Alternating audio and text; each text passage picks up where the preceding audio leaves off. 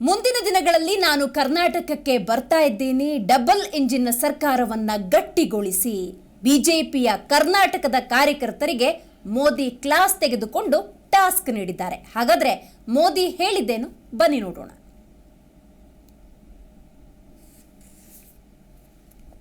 और कुवेम्पू जी की कविता भी पढ़ते सुनते हैं. आज भी कर्नाटका के युवाओं में कन्नड़ा साहित्य पढ़ने की संस्कृति जीवित है. कर्नाटका अपने गौरवशाली अतीत के प्रति सजग है और कर्नाटका देश के भविष्य को गढ़ने में पूरी तरह जुटा हुआ है. मेरा और कर्नाटका का नाता भी पुराना है. कर्नाटका के लोगों के स्नेह को मैं दशकों से महसूस कर रहा हूं. मुझे दशकों से आशीर्वाद मिलते रहे. ये तब का स्नेह है जब मैं 9 साल से अपने मजबूत स्थिर के लाभ हुआ है. इस बार भी वहां पर मजबूत और स्थिर सरकार बनाइए. चलिए आइए, मैंने काफी लंबी बात कर ली शिवमोगा के हमारे साथियों से. अब दूसरा सवाल जो मुझे मिला है वो फकीरप्पा जिंदे जी का है. वो चित्रदुर्गा जिले से हैं और वो पूछते हैं, सर हम लोग हमेशा डबल इंजन सरकार की बात करते हैं. डबल इंजन सरकार की परिभाषा आपके लिए क्या है? डबल इंजन सरकार से कर्नाटका के विकास को क्या लाभ होगा? चलिए, फकीरप्पा जी ने बहुत ही अच्छा सवाल पूछा है. डबल इंजन सरकार के संबंध में पूछा है और उसका सीधा और साधारण मतलब है विकास की डबल रफ्तार. बीते 9 वर्षों का देश का अनुभव रहा है कि जहां जहां बीजेपी की डबल इंजन सरकार है वहां वहां गरीब कल्याण की योजनाएं तेजी से जमीन पर उतरी है. हर घर जल योजना में कर्नाटका देश के अग्रणी राज्यों में है, क्योंकि यहां भी भाजपा सरकार है, वहां भी भाजपा सरकार है. इसलिए संभव हो पा रहा है क्योंकि यहां डबल इंजन सरकार है. आपको मैं बताऊं, जो राज्यों में भाजपा सरकार नहीं है, लोकतंत्र में स्वाभाविक है, लेकिन करते क्या है, केंद्र सरकार की कोई भी योजना उनके यहां सफल ना हो, उनको डर लगता है कि अगर सफल हो गई तो मोदी का जय जयकार हो जाएगा. कुछ लोग तो योजना से जुड़ते ही नहीं है. कुछ राज्य ऐसे हैं वो योजना का नाम बदल देते हैं, स्टिकर नया लगा देते हैं. देश में एक बात आप हैरान हो जाएंगे, गरीबों को अनाज देने के लिए 1 nation 1 ration card supreme court को हुक्म करना पड़ा. क्यों? क्योंकि डबल इंजन सरकार उस राज्य में नहीं थी. देखिए, पीएम किसान सम्मान निधि में यहां कर्नाटका सरकार 4,000 रुपये अपनी तरफ से भी जोड़ रही है. भारत सरकार 6,000 रुपया दे रही है, राज्य सरकार 4,000 रुपये. दोनों भाजपा की सरकार. किसान को क्या मिल रहा है? 10,000 रुपये मिल रहा है. तो हुआ ना ये डबल लाभ. आप देख रहे हैं कि बीते 9 वर्षों में भारत दुनिया भर के निवेशकों के लिए महत्वपूर्ण केंद्र बना है. रिकॉर्ड निवेश भारत में हो रहा है. डबल इंजन सरकार के कारण इसका बहुत बड़ा लाभ कर्नाटका को मिला है. अगर यहां ऐसी सरकार आएगी जो बात बात पर केंद्र सरकार से लड़ती रहेगी, योजनाओं को रोकती रहेगी, जनता जनार्दन का जो भी हो जाए उनकी राजनीति चलते रहे, अगर यही हुआ तो सारे इंफ्रास्ट्रक्चर के प्रोजेक्ट्स को वो लटकाती रहेगी. हम रोड बना चाहेंगे, वो जमीन संपादन का काम ही धीरे धीरे करेंगे. तो कैसे निवेश आएगा? निवेश नहीं आएगा तो कर्नाटका में नए रोजगार कैसे बन पाएंगे? यानी डबल इंजन की सरकार का न रहने पर जनता पर डबल मार पड़ती है। और आप देखिए, आप सामान्य नागरिक से बात करते ये भी बता सकते हैं कि देखो भाई, ट्रैक्टर है, हम बहुत बढ़िया काम करता है, लेकिन ट्रैक्टर का एक पहिया आप मारुति कार का लगा दें तो बताइए वो ट्रैक्टर चलेगा क्या? किसी के काम आएगा क्या? वो खुद ही अपनी उसमें बर्बादी करेगा कि नहीं करेगा? जैसे एक ही प्रकार की व्यवस्था गति तेज देती है, वैसे ही डबल इंजन की सरकार गति तेज देती है। छोटी छोटी बातें लोगों के साथ बैठ करके समझाइए, मतदाताओं के साथ चर्चा करके बताना चाहिए, बूथ लेवल पे बताना चाहिए। लंबे लंबे बड़े भाषण करने की जिम्मेवारी जिसकी है वो करेंगे। हम कार्यकर्ताओं को तो बूथ को ही जीतना है और बूथ पर ही हमारी शक्ति हमें लगानी है। तब डबल इंजन सरकार का असली मतलब समझ लोगों को आ जाएगा। साथियों, जब भी भाजपा को सेवा करने का मौका मिलता है तो विकास की स्पीड और स्केल दोनों बढ़ जाती है। अब जैसे कुछ पार्टियां कह सकती हैं कि वो जब सत्ता में थी तो वो भी आवास से जुड़ी योजनाएं चलाती थी, तो ऐसे में भाजपा अगर आवास से जुड़ी योजना चला रही है तो उसमें नया क्या है, ऐसा बोलते हैं। इसका ही उत्तर है स्पीड और स्केल, सोच और अप्रोच। अब मैं आपको बताता हूं कि आवास योजनाओं में हमने क्या बदलाव किए। मैं ये छोटी छोटी बातें इसलिए बताता हूं कि आप कार्यकर्ताओं को मतदाताओं के बीच जाकर के बताने में सुविधा हो जाएगी।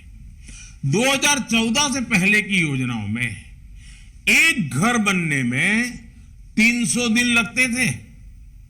अब हमारी योजना में 100 दिन से भी कम समय में घर बन जाते हैं।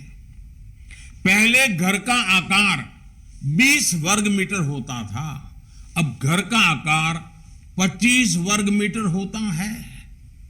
पहले की योजना में एक घर को 70-75 हजार रुपए की मदद दी जाती थी। अब यह मदद 1,30,000 रुपए यानी करीब करीब डबल कर दी गई है। इससे भी बड़ी बात यह है कि ये पैसे अब सीधे लाभार्थी के बैंक अकाउंट में भेजे जाते हैं। कोई बिचौलिया नहीं, कोई कट की कंपनी नहीं। पहले की आवास योजना में लाभार्थी की पसंद का बिल्कुल ध्यान नहीं दिया जाता था। हमारी सरकार की आवास योजना में घर उसमें रहने वाले परिवार की पसंद के हिसाब से बनता है। पहले की आवास योजना में 4 दीवारें खड़ी करके घर देने का दावा किया जाता था। आज घर, बिजली, नल से जल, टॉयलेट, एलपीजी कनेक्शन जैसी अनेक योजनाओं को साथ साथ दिया जाता है। मैं आपको स्पीड और स्केल का एक और उदाहरण देता हूं। देश में देखिए हेल्थ कितना महत्वपूर्ण विषय है, आरोग्य कितना महत्वपूर्ण, लेकिन कैसे हाल रहा। देश में पहला एम्स 1956 में शुरू हुआ। कांग्रेस ने उसका भरपूर श्रेय लिया, ढोल बजाते रहे बस। लेकिन दूसरा एम्स कब शुरू हुआ? पहला तो 56 में बना, दूसरा कब शुरू हुआ इसके बारे में कांग्रेस कुछ नहीं बोलती है, मुंह पे ताला लग जाता है। आपको जानकर के हैरानी होगी, दूसरा एम्स बनने में करीब करीब 50-60 साल लग गए। वर्ष 2003 में जब अटल जी की सरकार आई तो उन्होंने और ज्यादा एम्स बनाने के बारे में योजना बनाई। ये योजना स्वास्थ्य सेवाओं और मेडिकल शिक्षा में क्षेत्रीय असंतुलन को दूर करने के लिए बनाई। इस योजना को भी यूपीए सरकार ने ठंडे बस्ते में डाल दिया। बहुत ज्यादा मांग बढ़ने और देश की जनता की मांग करने पर आधे अधूरे मन से काम किया गया। किसी तरह 2014 तक देश में एम्स की संख्या बढ़कर के 7 पहुंची। याद रखो, यानी 60 साल में एम्स की संख्या 1 से बढ़कर 7 हुई। लेकिन अगले 9 वर्षों में जब हम आए तो हमने देश में एम्स की संख्या को 3 गुना बढ़ा दिया। अब बताइए, डबल इंजन सरकार की ताकत है कि नहीं है? अब देश में 7 नहीं 20 एम्स है, 20।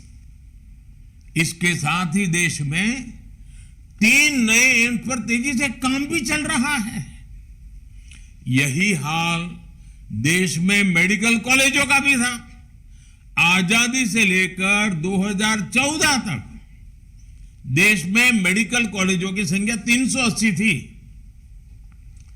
400 से भी कम।